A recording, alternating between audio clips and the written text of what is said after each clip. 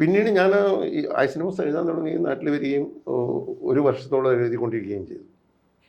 ഞാൻ ഏറ്റവും കൂടുതൽ സമയമെടുത്ത് എഴുതിയിട്ടുള്ളത് ആയുസിൻ്റെ പുസ്തകമുള്ളൂ എന്നൊക്കെ. അപ്പോൾ അതിലങ്ങനെയുള്ള ചില ഈ വിലക്കപ്പെട്ട ചില പ്രമേയങ്ങൾ അതിനകത്ത് ഉണ്ടായിരുന്നു, ചെയ്യുന്നുണ്ടായിരുന്നു. അതിൽ യാക്കോബ് എന്ന് പറയുന്ന ക്യാരക്ടർ ഒരുപാട് കാര്യങ്ങൾ അങ്ങനെ ചോദിക്കുന്നുണ്ടായിരുന്നു. അതുകൊണ്ട് ഇത് ഈ ക്രൈസ്തവരായിട്ടുള്ള ഈ സഭാ മേധാവികളെയും അതിൻ്റെ ആൾക്കാരെയും അത് വല്ലാതെ പരിഭ്രമിപ്പിക്കുകയും ചിലരെ കുപിതരാക്കുകയും ചെയ്തിരുന്നു. അങ്ങനെ ഒരു പ്രതികരണം ഒരു ഭാഗത്തുനിന്നുണ്ടായിരുന്നു. മറ്റൊരു ഭാഗത്തു നിന്ന് നമ്മൾ ഈ ആധുനികത എന്ന് പറയുന്ന ഒരു സാഹിത്യ പ്രസ്ഥാനത്തിൻ്റെ മറികടന്നുകൊണ്ടുള്ള ഒരു കൃതി എന്ന നിലക്കുള്ള ഒരു കൊണ്ടാടലും ഉണ്ടായിരുന്നു. അത് ഈ കൽക്കട്ടയിൽ വെച്ച് എഴുതി തുടങ്ങിയിട്ട് എത്ര കാലം എടുത്താണ് അത് 2 വർഷത്തിനടുത്ത് എടുത്തിട്ടുണ്ട്. ആ സമയത്ത് കൽക്കട്ടയിൽ തന്നെയായിരുന്നു? അല്ല, കൽക്കട്ടയിൽ ഞാൻ ആദ്യം പോവുകയും കുറേ നാൾ കൽക്കട്ടയിൽ ഞാൻ പോകുന്നത് ശരിക്കും പറഞ്ഞാൽ ബംഗാളി തിയേറ്ററിനെ കുറിച്ച് പഠിക്കാനാണ്. ബംഗാളി തിയേറ്റർ ഗവേഷണത്തിൻ്റെ ഭാഗം. അതെ, അത് സാഹിത്യ അക്കാദമിയുടെ ഒരു പദ്ധതിയായിട്ട് പോയതാണ്. അപ്പോൾ തിയേറ്റർ പ്രസ്ഥാനം ആയിട്ട് ബന്ധപ്പെട്ടു. അത് അവസാനം എല്ലാവരെയും ഞാൻ ആ സമയത്ത് കാണുന്നുണ്ടായിരുന്നു. ഉത്പൽ ദത്ത്, സൗമിത്ര ചാറ്റർജി, ഏറ്റവും ഒടുവിൽ ശംഭുമിത്ര ജീവിച്ചിരിക്കുന്ന കാലമാണ്. ശംഭുമിത്രയുടെ മൃച്ഛകടിക്കുന്ന നാടകമൊക്കെ അവിടെ അവതരിപ്പിക്കുന്നത് ഞാൻ കണ്ടിട്ടുണ്ടായിരുന്നു. ഇതിൽ ഇവരിലൂടെയൊക്കെ സഞ്ചരിച്ചിട്ട് അവസാനം ഞാൻ ബാദൽ സർക്കാരിലെത്തി. ബാദൽ സർക്കാരിൻ്റെ നാടകങ്ങൾ കണ്ടു. അതിൽ പങ്കെടുക്കുന്ന ഒരാളെ പോലെ അവരുടെ കൂടെ നടക്കുകയും എല്ലാ നാടകങ്ങളും മിക്കവാറും നാടകങ്ങൾ ഞാനന്ന് കണ്ടു. ബാദൽ സർക്കാരുമായിട്ട് വലിയൊരു അടുപ്പമുണ്ടായിരുന്നു എനിക്ക്. ഞാൻ അവിടെ വീട്ടിൽ പോകുമായിരുന്നു. അദ്ദേഹം നാടകം അവതരിപ്പിക്കുന്ന ഗേഴ്സൺ പാർക്കിൽ തിയോളജിക്കൽ സൊസൈറ്റി ഹാളുണ്ട്, അവിടെയും പതിവായിട്ട് ഞാൻ പോകുമായിരുന്നു. സർക്കാർ എന്നോട് ഞാൻ കേരളത്തിൽ വരാം, ഒരു വർക്ക്ഷോപ്പ് നടത്താമെന്നൊക്കെ പറഞ്ഞു. അന്ന് എനിക്ക് നാടകങ്ങളിലായിരുന്നു കമ്പം. അത് പക്ഷേ പെട്ടെന്ന് അതെല്ലാം ഒരു കീഴ്മേൽ മറിഞ്ഞു. പിന്നീട് ഞാൻ ഈ ആയുസിൻ്റെ പുസ്തകം എഴുതാൻ തുടങ്ങുകയും നാട്ടിൽ വരികയും ഒരു വർഷത്തോളം എഴുതിക്കൊണ്ടിരിക്കുകയും ചെയ്തു. ഞാൻ ഏറ്റവും കൂടുതൽ സമയമെടുത്ത് എഴുതിയിട്ടുള്ളത് ആയുസിൻ്റെ പുസ്തകമാണ്. അത് കഴിഞ്ഞ് വീണ്ടും കൽക്കത്തയിലേക്ക് പോയി. കൽക്കത്തയിൽ വീണ്ടും പോയത് ഞാൻ ആ സമയത്തുള്ള ഇൻ്റർനാഷണൽ ഫിലിം ഫെസ്റ്റിവൽ കവർ ചെയ്യാൻ വേണ്ടിയിട്ടാണ് പോയത്.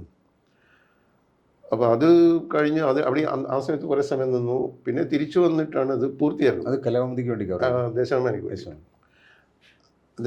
വേണ്ടിയിട്ട് 3-4 വർഷം ഞാൻ ഫെസ്റ്റിവലുകൾ കവർ ചെയ്തിരുന്നു, 4-5 വർഷം. അപ്പോൾ ഇത് തിരിച്ചു വന്നിട്ട് ഇത് പൂർത്തിയാക്കുകയും 82 ഡിസംബറിൽ തീർക്കുകയും ചെയ്തു. അത് തീർത്തിട്ട് ഞാനത് മാതൃഭൂമിയിൽ കൊടുത്തു. അന്ന് ഇതിൻ്റെ ഈ കോപ്പി എടുക്കുന്ന പരിപാടി ഒന്നുമില്ല, ഒറ്റ കോപ്പിയേ ഉള്ളൂ. ഇത് തിരുത്തോ പിടുത്ത് ഒന്നുമില്ല. അത് കോപ്പിയുടെ സെറോക്സ് കണ്ടുപിടിച്ചിട്ടില്ല.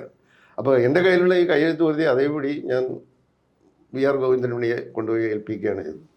ആ അടുത്ത വർഷം, അതായത് 83 ഏപ്രിൽ തൊട്ട് മാതൃഭൂമിയിൽ അത് വന്നു തുടങ്ങി.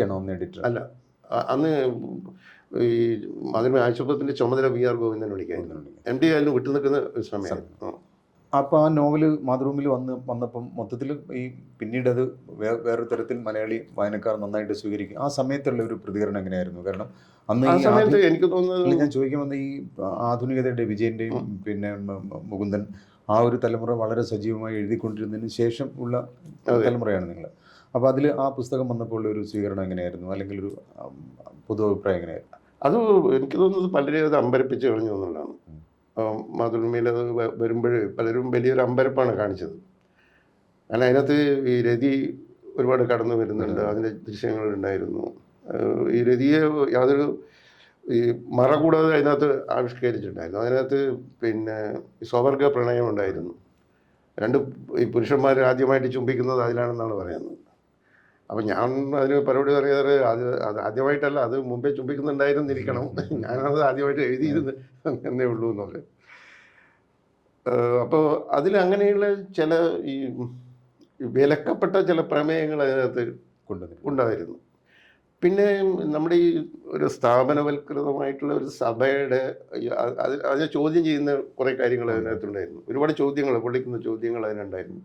ഈ ക്രൈസ്തവ മതത്തിൻ്റെ അടിസ്ഥാനമായിട്ടുള്ള ഈ പാപബോധം എന്ന് പറയുന്ന സങ്കല്പത്തിനെ അതിനകത്ത് വിമർശിക്കുകയും ചോദ്യം ചെയ്യുകയും ചെയ്യുന്നുണ്ടായിരുന്നു. അതിൽ യാക്കോബ് എന്ന് പറയുന്ന ക്യാരക്ടർ ഒരുപാട് കാര്യങ്ങൾ അങ്ങനെ ചോദിക്കുന്നുണ്ടായിരുന്നു. അതുകൊണ്ട് ഇത് ഈ ക്രൈസ്തവരായിട്ടുള്ള ഈ സഭാ മേധാവികളെയും അതിൻ്റെ ആൾക്കാരെയും അത് വല്ലാതെ പരിഭ്രമിപ്പിക്കുകയും ചിലരെ കുപിതരാക്കുകയും ചെയ്തിട്ടുണ്ട്. അങ്ങനെ ഒരു പ്രതികരണം ഒരു ഭാഗത്തുനിന്നുണ്ടായിരുന്നു.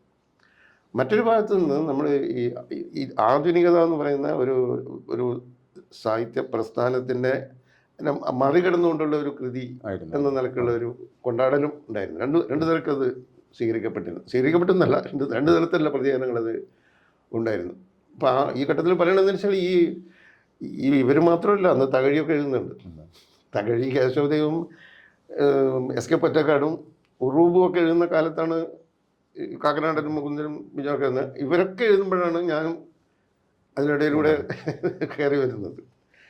പക്ഷേ ഞാൻ എഴുത്തിൽ ഈ എൻ്റെ മുൻപിലുള്ള എഴുത്തുകാരെ ആരെയും മാതൃകയാക്കിയിരുന്നില്ല. ഏത് ഘട്ടത്തിലും ഞാൻ മാതൃകയാക്കിയിട്ടില്ല. ഞാൻ ഇപ്പോൾ എം ടി വാസുദേവൻ നായരെയോ അവരാരെയും ഞാൻ മാതൃകയാക്കിയിട്ടില്ല. എല്ലാ എഴുത്തുകാരെയും വായിക്കാറുണ്ടായിരുന്നു. പനക്കുന്ന് മരക്കായാലും പാറപ്പുറത്തായാലും കാനം മീജയായാലും മുട്ടത്തുറക്കായാലും എല്ലാ എഴുത്തുകാരെയും ഞാൻ താല്പര്യത്തോടു കൂടി വായിക്കാറുണ്ടായിരുന്നു.